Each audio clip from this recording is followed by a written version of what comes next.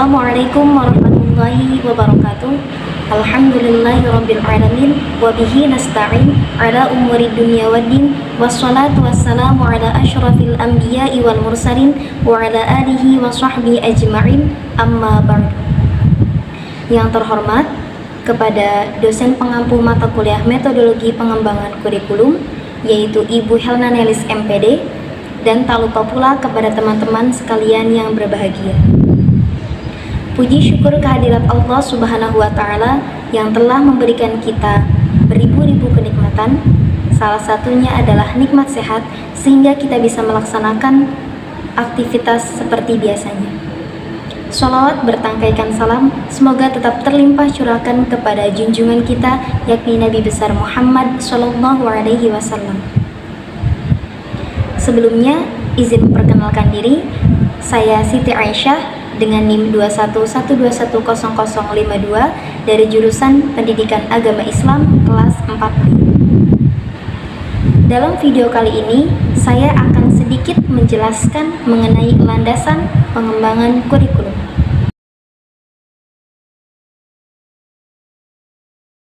Pengertian landasan kurikulum secara bahasa, kata yang pertama adalah landasan. Menurut KBBI, landasan adalah dasar atau tumpuan. Kata yang kedua adalah pengembangan. Pengembangan berasal dari kata kembang, yang menurut KBBI adalah proses, cara, dan perbuatan mengembangkan. Kata yang ketiga adalah kurikulum. Kurikulum berasal dari bahasa Latin, yaitu curricular, yang berarti jarak yang harus ditempuh seorang pelari. Dalam bahasa Perancis, dikenal dengan carte du run, yang berarti berlari. Selanjutnya adalah pengertian landasan pengembangan kurikulum secara istilah. Secara istilah, landasan berarti gagasan, sedangkan pengembangan kurikulum adalah proses perencanaan atau kegiatan yang sengaja dipikirkan untuk menghasilkan sebuah kurikulum sebagai pedoman yang digunakan untuk mencapai tujuan pendidikan nasional. Selanjutnya, pengertian landasan kurikulum menurut para ahli. Menurut Hombi CS, dalam The Advanced Learners Dictionary of Current English, landasan adalah suatu gagasan atau kepercayaan yang menjadi sandaran suatu prinsip yang mendasari sesuatu.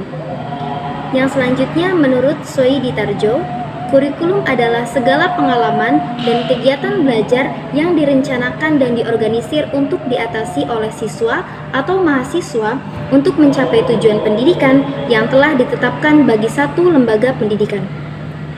Menurut Hamalik, pengembangan kurikulum adalah proses perencanaan kurikulum agar menghasilkan rencana kurikulum yang luas dan signifikan. Menurut Nana Saodi Sukmadinata, landasan utama dalam pengembangan kurikulum yaitu filosofi sosial, budaya, dan iptek.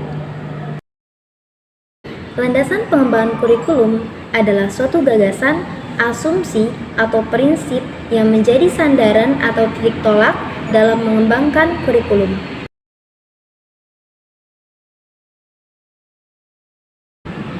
Nah, apa saja sih landasan-landasan pengembangan kurikulum itu? Landasan pengembangan kurikulum ada 5. Yang pertama ada landasan filosofis, yang kedua ada landasan psikologis, yang ketiga ada landasan sosiologis, yang keempat ada landasan iptek, dan yang terakhir, yang kelima, ada landasan organisatoris. Yang pertama, landasan filosofis. Nah, pengertian dari landasan filosofis secara bahasa. Filsafat berasal dari bahasa Yunani kuno, yaitu philosophia. Philos artinya cinta mendalam, sophia artinya kebijaksanaan. Secara harfiah, filsafat adalah pecinta kebijaksanaan. Pengertian filosofis secara istilah. Filsafat adalah kajian masalah umum yang mendasar tentang persoalan seperti eksistensi, nilai, akal, pengetahuan, dan pikiran. Kesimpulan dari pengertian landasan filosofis dalam pengembangan kurikulum adalah asumsi-asumsi atau rumusan yang didapatkan dari hasil berpikir secara mendalam, analitis, logis, dan sistematis dalam merencanakan, melaksanakan, membina, dan mengembangkan kurikulum dalam bentuk program maupun operasional di sekolah. Ada 4 fungsi filsafat dalam proses pengembangan kurikulum. Yang pertama, filsafat dapat menentukan arti dan tujuan pendidikan. Yang kedua, filsafat dapat menemukan isi atau materi pelajaran yang harus diberikan sesuai dengan tujuan yang ingin dicapai. Yang ketiga, filsafat dapat menentukan strategi atau cara pencapaian tujuan. Dan yang terakhir, filsafat dapat menentukan tolak ukur keberhasilan proses pendidikan. Dari pengertian landasan filosofis, contohnya terdapat dalam kurikulum 13, yaitu mengembangkan potensi peserta didik untuk berpikir rasional, kecemerlangan akademik dengan memberikan makna terhadap apa yang dilihat, didengar, dibaca, selalu bertujuan untuk mengembangkan kemampuan intelektual dan kecemerlangan akademik. Psikologi merupakan ilmu yang mempelajari tentang tingkah laku manusia dalam hubungan dengan lingkungan. Sedangkan kurikulum adalah upaya menentukan program pendidikan untuk merubah perilaku manusia. Oleh sebab itu, dalam mengembangkan kurikulum harus dilandasi oleh psikologi sebagai acuan dalam menentukan apa dan bagaimana perilaku peserta didik itu harus dikembangkan. Pada dasarnya ada 2 cabang ilmu psikologi yang berkaitan dalam proses pengembangan kurikulum. Yang pertama, ada psikologi perkembangan. Psikologi perkembangan merupakan ilmu yang mempelajari tentang perilaku individu yang berkenaan dengan perkembangannya. Psikologi perkembangan dan kurikulum. Anak sejak dilahirkan sudah memperlihatkan keunikan yang berbeda satu sama lainnya. Hal ini menggambarkan bahwa sejak lahir, anak telah memiliki potensi untuk berkembang. Yang kedua, ada psikologi belajar. Psikologi belajar merupakan ilmu yang mempelajari tentang perilaku individu dalam konteks belajar. Psikologi belajar dan kurikulum merupakan suatu ilmu yang mengkaji bagaimana individu belajar. Segala perubahan perilaku yang terjadi karena proses pengalaman dapat digolongkan sebagai perilaku belajar.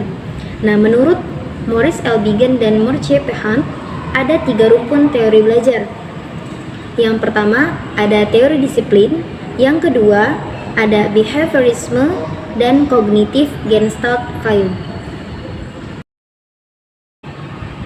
Dari landasan psikologis ini, contohnya, dari pendidikan jenjang satu ke jenjang yang lainnya harus ada perbedaan.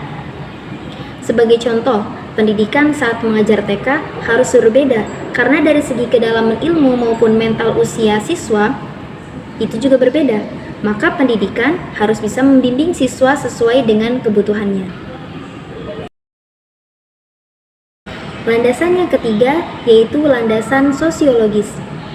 Landasan sosiologis dalam perkembangan kurikulum adalah asumsi-asumsi yang berasal dari sosiologis yang dijadikan titik tolak dalam perkembangan kurikulum. Landasan ini didasarkan bahwa pendidikan adalah proses untuk meningkatkan harkat dan martabat manusia.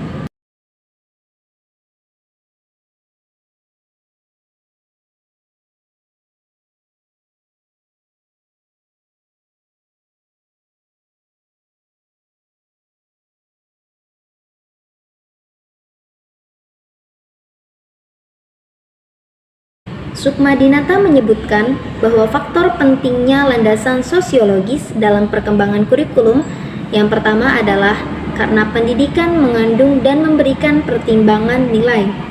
Yang kedua, pendidikan diarahkan pada kehidupan dalam masyarakat. Yang ketiga, pelaksanaan pendidikan dipengaruhi dan didukung oleh lingkungan masyarakat tempat pendidikan itu berlangsung. Contoh dari landasan sosiologis yaitu Kemendikbud memasukkan muatan lokal dalam kurikulum 13 revisi untuk mengembangkan kompetensi yang disesuaikan dengan ciri khas dan potensi daerah itu sendiri. Yang keempat adalah landasan IPTEK. Landasan IPTEK dalam pengembangan kurikulum yaitu asumsi-asumsi yang bersumber dari hasil riset atau penelitian dan aplikasi dari ilmu pengetahuan yang menjadi titik tolak dalam pengembangan kurikulum. Nah, alasan IPTEK harus digunakan sebagai landasan kurikulum. Yang pertama, karena kemajuan IPTEK membawa manusia pada masa yang tidak pernah terbayangkan sebelumnya. Yang kedua, karena banyaknya muncul permasalahan akibat penyalahgunaan IPTEK. Yang ketiga, karena kurikulum perlu diupdate agar sesuai dengan perkembangan teknologi. Yang keempat, karena perubahan yang perlu diperhatikan dan diantisipasi dalam pengembangan kurikulum adalah perubahan pola hidup dari perubahan sosial politik. Contoh dari landasan IPTEK yaitu saat ini tugas presentasi di kelas dibantu oleh alat teknologi canggih, yaitu Infocus, dan juga bahan ajar pembelajaran untuk mengikuti perkembangan zaman, yaitu dengan membuat video, PPT, makalah. Yang terakhir, yang kelima adalah landasan organisatoris. Nah, apa sih landasan organisatoris ini? Nah, landasan organisatoris ini merupakan asas yang paling mendasar karena kurikulum akan berjalan dengan baik apabila diorganisasikan dengan baik. Hal ini untuk memudahkan pelaksanaan proses belajar mengajar sehingga guru dapat lebih mudah dalam menyajikan bahan-bahan pelajaran yang beragam kepada peserta didik. Ada 3 bentuk kurikulum berdasarkan organisatoris. Yang pertama, separated subject curriculum. Yang kedua, correlated curriculum. Yang ketiga, integrated curriculum. 3 bentuk tipe kurikulum berdasarkan organisatoris. Yang pertama ada separated subject curriculum. Separated subject curriculum ini adalah segala bahan pelajaran yang disajikan dalam subjek atau mata pelajaran yang terpisah-pisah. Contohnya, dahulu kita pernah menyajikan mata pelajaran untuk sekolah rakyat atau sekolah dasar yang terdiri atas ilmu tumbuhan, ilmu hewan, ilmu tubuh manusia, ilmu kesehatan, dan ada juga ilmu alam. Untuk masa sekarang, semua mata pelajaran tersebut diintegrasikan dan diberikan predikat sebagai ilmu pengetahuan alam. Yang kedua ada correlated curriculum. Correlated curriculum menghubungkan satu pelajaran dengan pelajaran lainnya dengan memelihara identitas awal pelajaran. Contoh pada mata pelajaran fikih dapat dihubungkan dengan mata pelajaran Al-Quran dan hadis. Yang ketiga ada integrated curriculum. Kurikulum yang secara sengaja mengaitkan beberapa aspek baik dalam intra mata pelajaran maupun antar mata pelajaran. Sebagai contoh dari intra mata pelajaran yaitu dalam pelajaran IPA secara terpadu harus menggunakan tema yang relevan dan berkaitan materi yang masih dalam lingkup kajian bidang IPA. Antar mata pelajaran, siswa dan guru menentukan tema, misalnya air. Maka guru-guru mata pelajaran dapat mengajarkan tema air itu ke dalam subtema, misalnya siklus air, kincir air, air waduk, air sungai yang tergabung dalam mata pelajaran matematika, IPS, IPA, dan juga bahasa. Sebagai contoh dari landasan organisatoris, yaitu secara sengaja kurikulum mengaitkan beberapa aspek baik dalam intra pelajaran maupun antar pelajaran.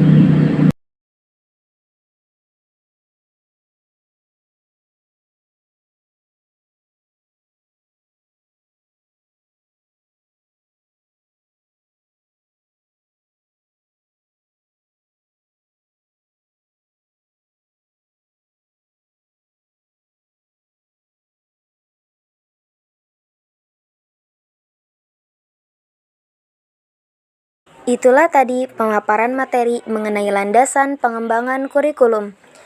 Sekian dari saya, kurang lebihnya mohon maaf. Wassalamualaikum warahmatullahi wabarakatuh.